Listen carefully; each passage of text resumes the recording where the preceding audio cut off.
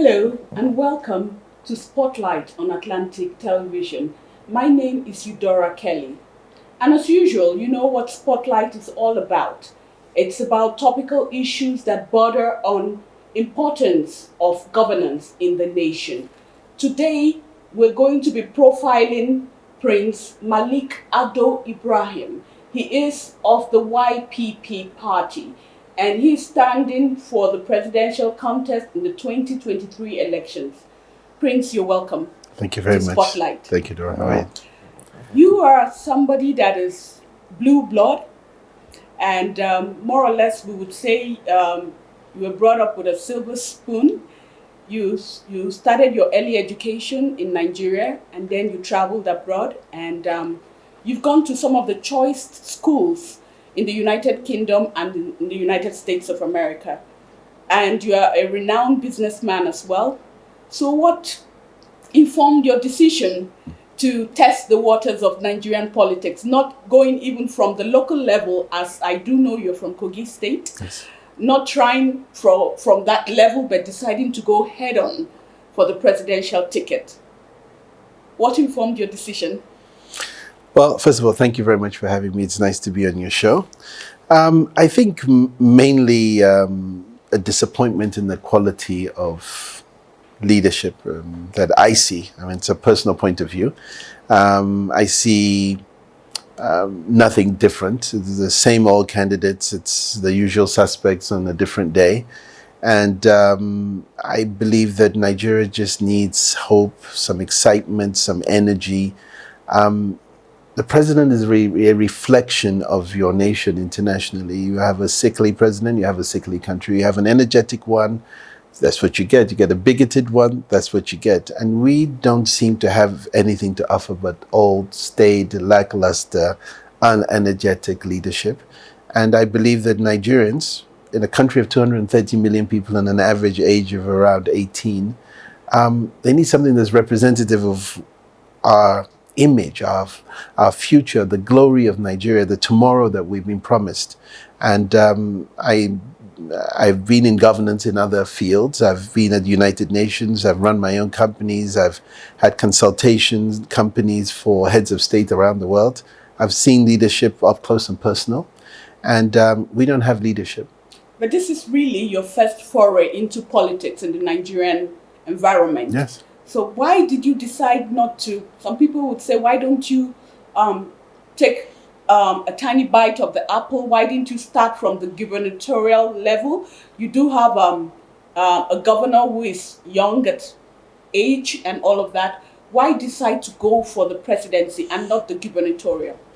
Well, the same thing is, as I've explained, we have this notion that there are only two parties that can win in Nigeria, and probably rightly so. But the energy is with the young people. It's palpable. We're fed up. People are not, in a country of 230 million people, in 2019, 86 million registered voters, 28 million people voted, 15 million people voted for the winner, and we're living in a country that 28 million people voted for. The voter apathy is palpable. People need something different. Going to the governorship or legislature or anything else is for people who want to learn on the ropes. I've been in agencies around the world. How many of the Nigerian candidates have worked at the United Nations and run business for 155 countries and don't have a scandal and have performed and are performing still, and I'm still here alive. Nobody's looking for me because of my governance. I bring something different to the Nigerian politics. I care about my country. I'm a patriot. I have one passport. It's the only one I've ever had. I have one name. I have a family that has run itself into service for Nigeria from the beginning of Nigeria in 1960 to date.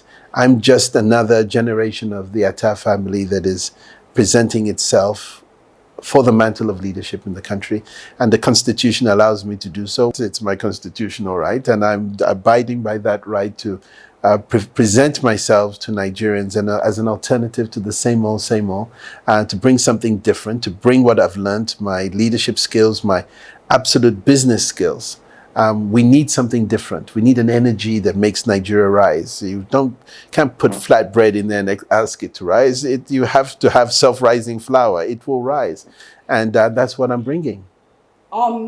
Usually, we know this talk about, we have two major parties in the country. We have the ruling party, the APC. We have the opposition party, which was also in government and were routed out by the APC, the PDP. How do you think, and right now we also have the Labour Party, which is making waves in the country, and a lot of young people, coming into the foray with His Excellency ex-Governor Peter Obi, who is standing for the Labour Party. What's your take on all three of them? If you can give us a brief summary of what you feel you're going to be going against in this election. Well, I'm with the Young Progressives Party. And you've just mentioned three nomenclatures of parties, APC, PDP, Labour Party, that are all one and the same. Tell me what's different. APC and PDP are only by name and by symbol, an umbrella and a broomstick. I could give you names that have gone from one to the other, nothing. We don't have an opposition party. We call it opposition because it's a different name. It's the same thing. They're twins. So you believe they're just two sides of the same coin? They are the same side of the same coin with a different face on it. They haven't even flipped. Party, Peter Obi? The Labour Party is a new party.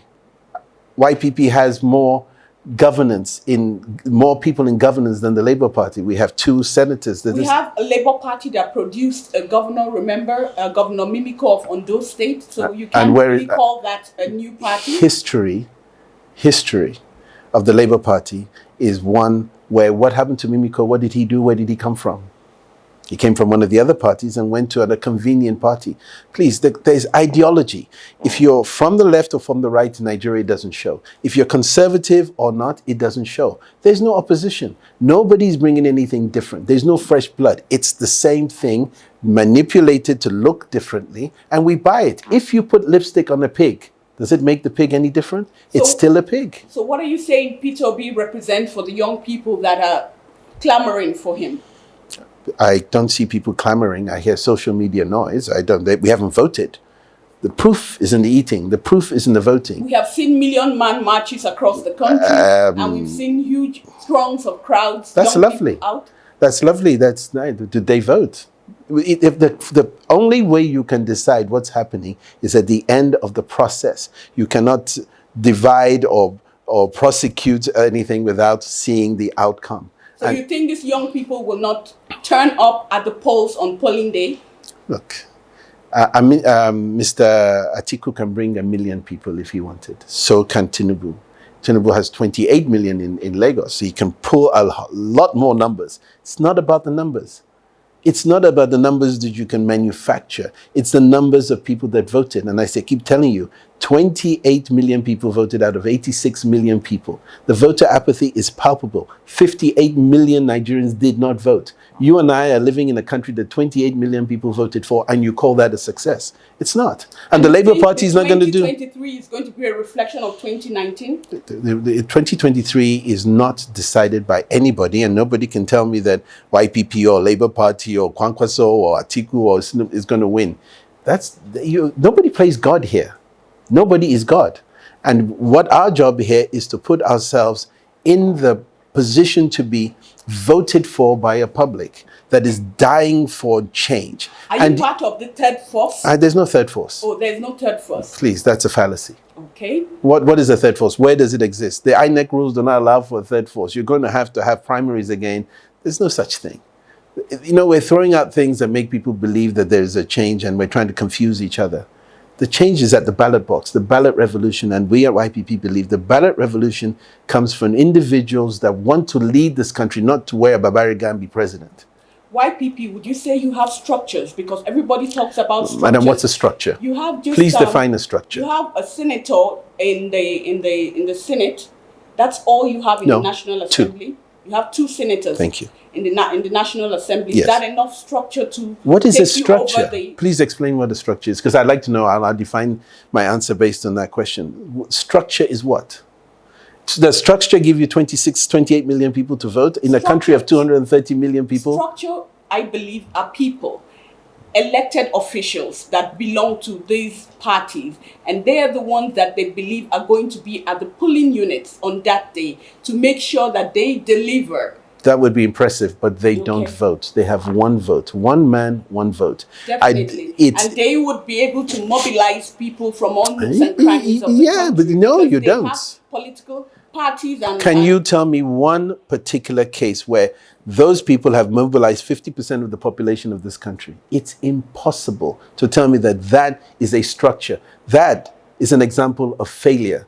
50% is half mark. They didn't even get there. There's a D. At best, the parties have done nothing but to create this myth of a Nigeria that they own. Nigeria belongs to the people of Nigeria. It's the youth that will move this country, and they have woken up. It's not because you went from APGA to PDP to Labour Party that makes you popular. That's all of the stuff you see on social media. How did you clinch the ticket for YPP? You were by presenting myself, yes, in the political scene. Yes. So how a party that fielded a candidate, I believe, in 2019, yes. So you just came into the scene, and all of a sudden you became the presidential candidate. Came into what scene? Into the Nigerian political scene. Nigerian political scene is not based on whether you're a politician or not. The Constitution of the Federal Republic of Nigeria guarantees even you the opportunity to emerge as a presidential candidate for your party. That's what I'm saying. What was the secret? How did There's no secret. I presented myself to my party, not to the public. Okay. The candidacy is from the party, not from the general public. It's to talking about what I do, what I can deliver, what my backbone is, and how I have done this. I didn't appear, I haven't stolen government money, I've never been in government. I've processed this myself, and I've been in governance internationally at a very high level. And I have not had any kind of clamor of anything wrong about what I've done. And my success rate is 100%. Prince Malik, I'd like to ask if your manifesto is out there? No, because it's not necessary to be out there until the 20th of September. And that's when I talk about what I do. Right now, I'm watching everybody. And the dare is not to clamor to what everybody is doing. There's a strategy, and I play my strategy with my own playbook when I'm ready, and that's how I intend to do it. I'm going to the people. I'm not going to the masses, to the mass media. How many people have a DSTV that's going to watch it? How many people have data? There's a way to approach this, and I'm approaching it in my own way. Does YPP have offices in the 774 local government areas of the country? YPP does not need 774 local governments to win. You need 24 states in order to be successful. And we have strategically placed ourselves in the 24 states. That gives us that 2/3 that we need to win. That's the Electoral Act, and that's what we're running by. So you have offices in 24 states? We have offices in all 36 states. All 36 The question was about local governments. We're not in every local government. Not in every local government. We don't need to be, no. Now let's get back to the issue of the day, the burning issue of security, or should I say insecurity in the country. Mm-hmm. How do you intend to tackle insecurity in the country? We know that it had started off in the northeast with Boko Haram and all of that. This has morphed into banditry and kidnapping from all parts of the country currently. How do you intend to tackle it? We have people that have been in the hands of kidnappers for nearly over 6 months since March. How do you intend to spring people like that free? We have bandits roaming and killing and destroying. How do you intend to do it? I don't know if you have any military background. Well, for sure, there is one thing that's glaring to me, and I'm a bit confused about what our government does. The number one element that you bring into governance when your people elect you is to secure your people and your nation. If you don't do that, you don't have a nation. Right now, we're teetering on being a failed state. What are the fundamentals here? People are going to banditry because there's no alternative. And banditry is criminality, and it's only done for money. People are not doing this because they have some kind of agenda or some religious element here. That's hogwash. This is all about money. It's an economic criminal act. And they use the few to terrorize the many. And we're falling for it. So, yes, that's one problem. But we do have religious undertones when you talk about ISWAP and you talk about Boko Haram. they are still active within the country. How do you intend to tackle that? Those are names that you're bantering about. We seem to be caught up in using names to change the narrative. It's now unknown gunmen. They don't have a religion. It is now some religious thing, ESN. Do they have a religion? Everything seems to have a religious connotation. No, people are using the lack of security, the lack of presence, the lack of overt security, and the lack of technology to take away the oxygen in the room. Why will I not take the advantage when the government cannot give me a buffer? Your police doesn't work. So your first responder is the army. The army is 100,000 men stretched over a country of 230 million people. What are you going to do differently from what President Buhari is doing now? How would you tackle insecurity in practical terms? Very practical terms. And the simplicity of it is not trying to do the same thing over and over again because the enemy know your tactics. We only have one playbook in Nigeria, and that's the same thing. Go bomb something and go away. And then they tell the television that we killed so many people. Doesn't change the rules. We don't have effective military tactics. When was the last time you heard a military helicopter flying at night in Nigeria? When have you heard a police helicopter using thermal imaging to find something at night? We don't fly at night. We do. We heard about a lot of that during the dying days of the Goodluck administration. Yes. We knew that they came in and there were operations going on at night and stuff. They were not done by Nigerians. They were not done by Nigerians. We do not have the capacity because you need to retool. You know, the fundamental elements that Nigerians, and I would like to talk to them directly, is that we need to retool. We need to resettle ourselves. We need to reset Nigeria because if it's broken, you cannot put anything on top of a foundation that's broken. The military is out-tooled. Everybody has an AK-47.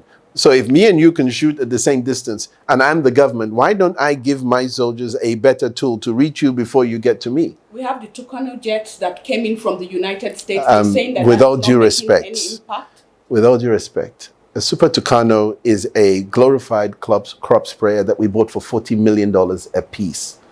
An F-18 cost $35 million as a supersonic jet. So you think the American government took advantage of the Nigerian government? The Trump administration certainly did. Because there's no way that you can tell me that a crop sprayer, no matter what you attach to it, no matter what pylons or missile systems you pile on it, can do what it's supposed to do. And here's the other trick. The American government did not sell us an American crop sprayer called the Super Tucano. It's a Brazilian aircraft. It's a Brazilian aircraft that the Americans allowed the Brazilians to sell to us because the Leahy Law prohibits any kind of modern war elements sold to Nigeria because of human rights abuses. The government is not telling us that. That's not an American aircraft. That's just an aircraft that the Americans allowed us to buy. I believe the Leahy Law was set aside when that deal went Definitely through. not. Then why aren't we buying American jets? Why are we buying Brazilian aircraft? So how would you do that differently? If the I'd law go was to still in non. place? Is America the only person to sell you aircraft? So, There's everywhere around the world. Your plan would be to go to where to get. My plans would be to retool Nigeria to present a more aggressive footing, a more modern footing, a more technologically advanced footing. Look at the war in Ukraine. 21-year-old young boys are flying drones to take out tanks from a nuclear nation. They retooled. They realized that the war footing had changed. We're not fighting another country. We're fighting enemy within. And so it's called asymmetric warfare. You approach it differently. You have different tools to fight this. This is something we were taught. This is something I'm involved in. This is something I'm doing in other countries. The military-industrial complex in Nigeria does not exist. We are told we need something and we go and buy. If you do not plan, you get nowhere. So are you going to support state police when you get into the... If you do not have a state police, you are running amok. You must have state police. And every country, even in England where you don't have states, you have counties, they have their own police force. And the reason is very simple. You understand your locality. You know who your criminals are. You know where the dens of inequity are. You know where the drug havens are. You localize that. That's intel. That intelligence is so useful. And people are afraid that chief executives would misuse the power if given the opportunity to have state police. They would witch hunt their opponents and take advantage of Then first of all, you put the right people in office, the people who want to run a state like a chief executive would. There is no, the fear you have is the fear every other country in the world has always had. You need to, we need to retool Nigeria from the political side of you. Pick the right person. Pick somebody who has his interest in you, not his interest in self. Because that is the first process we must go through. So, assuming you get into office, what would be your first act? Your first day in your office concerning insecurity in the country, what would be the first thing you would do? The first thing I would do was to call every single governor of every state. I would call also every traditional ruler in every state, and I would sit everybody down. We're Africans, and we must understand what our fundamental difference between us and a European is. We're grassroots people. In the days when the colonials were in Nigeria, they understood that the traditional rulers had strength. Where do the traditional rulers live? They live amongst the people. A traditional ruler will tell you that in that village, somebody there that is not supposed to be there is there, and he's got 5 or 6 people that is holding hostage. That intelligence gets back to the right person. Today, so you believe the government is not tapping into the of course traditional not. institutions? The traditional institutions have been change killed. That as per Absolutely, the Constitution, 100%. because they do not have any constitutional role. No, we national, removed that. You're going to make sure that that is put back. The Traditional Rulers Council has every reason to exist today. When a local government chairman can remove a traditional ruler that the family has been in existence for centuries, when a governor can remove a 2 or 3 century old emirate and break it into 4 for a reason that has nothing to do with governance, then we have a problem. Exactly. So how do you intend to change that? Because that is part of our constitution. And to make that amendment, you have to go to the National Assembly. And YPP has just 2 senators in the National Assembly. The Nigerian president is the most powerful man in any country. The position is so powerful. If you do the right thing and you can go to your people and talk to those, first of all, the House. If that doesn't work, go to Nigerians and tell them what you intend to do. We keep forgetting that the power is with the people, not with the people in the National Assembly. And the people can move in or out, the people of the National Assembly. It's a constitution that starts with we the people. It's a joint venture agreement between us that want to rule, if you like, and the people. And we, the people, put those people in power. And there's some people that believe that this very constitution is what is hindering Nigeria from moving forward. It's not so much the change of the driver of the vehicle, but the vehicle itself is broken. Would you want the constitution to be amended? Or would you want a brand new constitution? I don't think my country is broken. And that analogy I will disassociate myself with. I think that any constitution anywhere in the world is not a static document. It is a live, living document as far as the country is concerned. And we move and we morph and we change and things change. We see it around the world. The Constitution in America changes. The Constitution in India should change. As amended by 1999 means it hasn't been amended since 1999 because it should be as amended in 2007, 2011, and whenever else it's needed. We are a young country that is picked a constitution based on a country that has nothing to do with us. We took an American system and brought it to Africa where we have multiple religions, we have multiple ethnic forces, and we have a division that is very clear. The colonials did this to us. We need to modify our constitution. It's a document we have. Do you think it's fit for purpose? The Nigerian constitution? No constitution is fit for purpose from when it was conceived to the American Constitution when it was consecrated is not the same as what it looks like today. So what do you say to those that want it scrapped? Well, then that's again the few trying to dictate to the many. The Nigerian people want a government that works. They don't care that piece of paper. They're going to ask any man in the street today what the Constitution says. They can't tell you.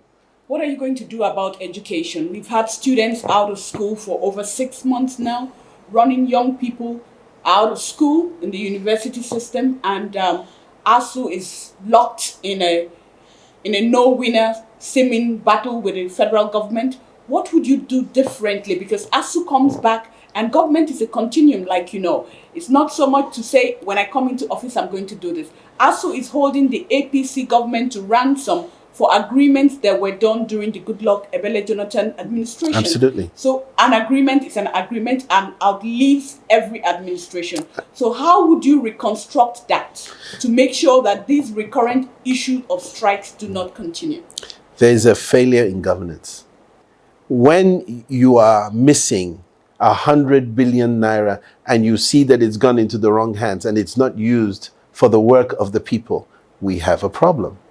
We have a problem, and nobody wants to mention this as a problem. If you had an opposition in this country, the opposition will be holding the government's feet to fire. Is anybody talking? No.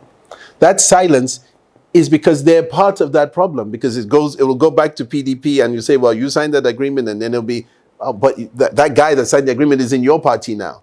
So what are you going to do with ASU? That's my question. Very clear. It is, as an agreement was signed. We need to sit down at the table and understand, look, this agreement was signed based on these particular issues. When oil was at $134 a barrel, it's not there now.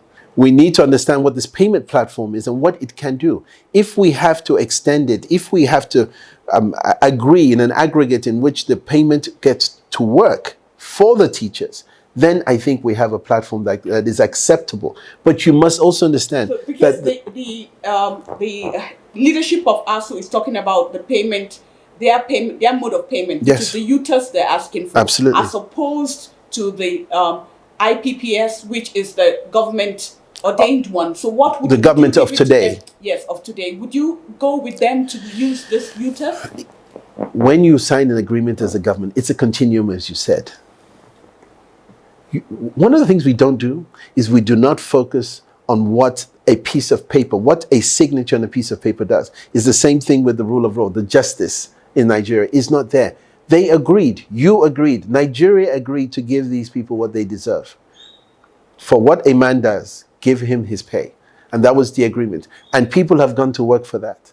And I agree with them in the sense that once that agreement was signed and everybody went back to work, you must stick to the letter of that agreement. Otherwise, we're in a lawless society. I believe the UTAS was not put into agreement. The UTAS is more or less something they came up with, and they feel comfortable that that would be a payment platform that would favor them. Would you say yes to the UTAS? I would say yes to the agreement that was signed. Okay. And that is what the law should allow us to do. And now I'll tell you another point.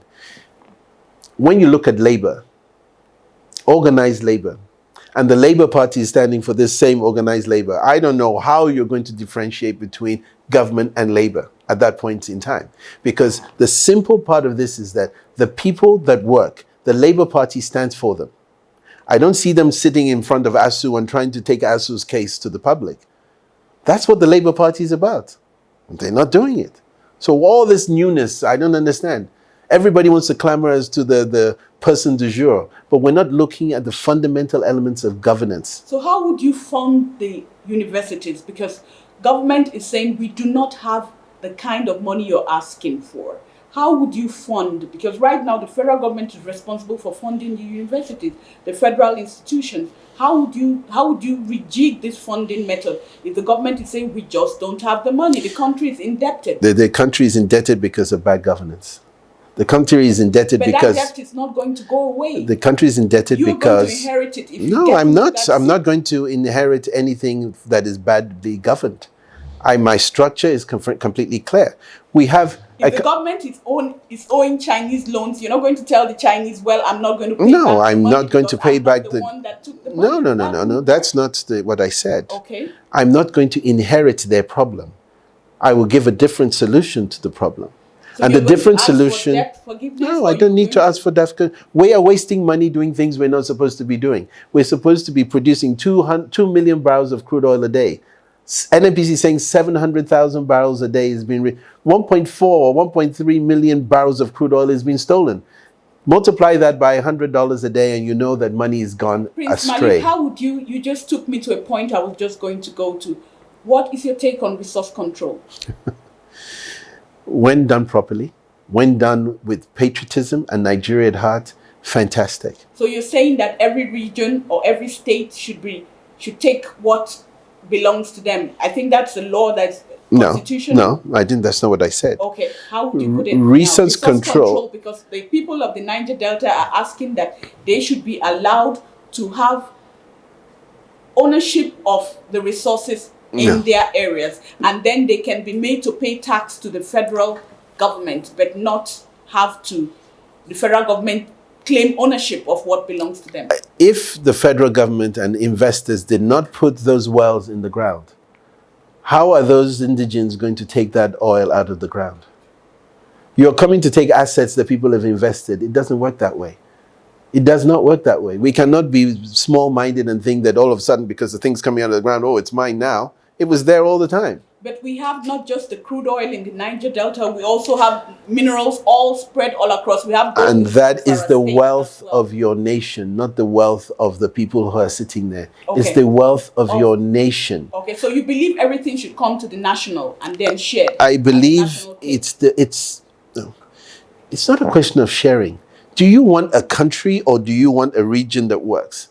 This country has to work for every single Nigerian, not for the few, and not for a particular region or an ethnic zone.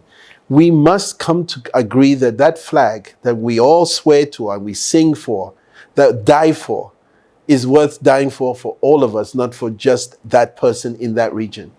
The moment you take patriotism out of this question, we failed. The man in Okene that's got access to the Abajana or to the Ajaokuta is not saying this is mine, because it's not working. You want to tell me that when it's working, it's his? It's still part of the Federal Republic of Nigeria. And that brings me to the case of agitation. Yes. That's why the people in the Niger Delta are agitating, and you have people breaking pipelines and believing that this belongs to us, and you have the crude method of refining fuel that's going on, and the nation is bleeding as a result of this. Mm-hmm. Still bad governance. It's still bad governance. Here's how I'd approach this. Okay. Oil is coming out of the Niger Delta. I would have put in a lot of effort into making good schools, vocational stability there, putting in the kind of healthcare that's necessary, investing in that region so that they can reap the benefits of that being there, not theirs. Location. It's tantamount to me giving the right kind of investment from that national cake to that region to make sure not only is it running well, but the people of that region enjoy it. They deserve more than 13%. Currently, the federal government is giving them 13%. Would you increase that to beyond 13%, or you just let the status quo run? Without due respect, 13% goes to who? To the state governments. Thank you very much. And we're talking about governance. So is the problem the man in the villa that gives the money to your state governor that squanders the money on things he's not supposed to squander to? The fundamental problem is still what you came on this show to talk to me about. It's governance. If that money is placed in the right place, things get done. It's no point telling me that 60 billion naira was left in your bank account and you left governor's office. That money is to administer wealth to your people. So how would you tackle it? You are the president of the Federal Republic of Nigeria, and the governor is the governor of any of the Niger Delta states. You can't come and tell him how the 13% will be spent. Because I will tell you the same thing. On how he wants to if you vote for the right people that have your constituency at heart, good things will happen. And if he fails, he shouldn't get a second term. But the stomach politics is what we are dealing with today. And so pittance is given to people and they are happy because they're getting something that somebody else isn't getting. Let me just put that aside. If the federal government understands that resource control is what everybody's agitating, I'm saying it's slightly different. I'm saying if your state is producing something that is vital to the success and the stability of the Federal Republic of Nigeria, it is incumbent upon me as a leader to make sure that I put in the right kind of infrastructure that makes you proud to be a Nigerian, that makes you want me to bring more investors to come there, not just take the oil out. Let me beneficiate the oil. It's not taking the oil out of the ground and selling it. Why don't I have refineries that work there? Why isn't there a petrochemical chemical plant in the South region? Why isn't there a gas plant that's there that is providing oil or gas directly to homes? Those are the fundamental things that are missing. Governance has got it wrong, not the people. The people are agitating because they're not feeling that they're part of this country.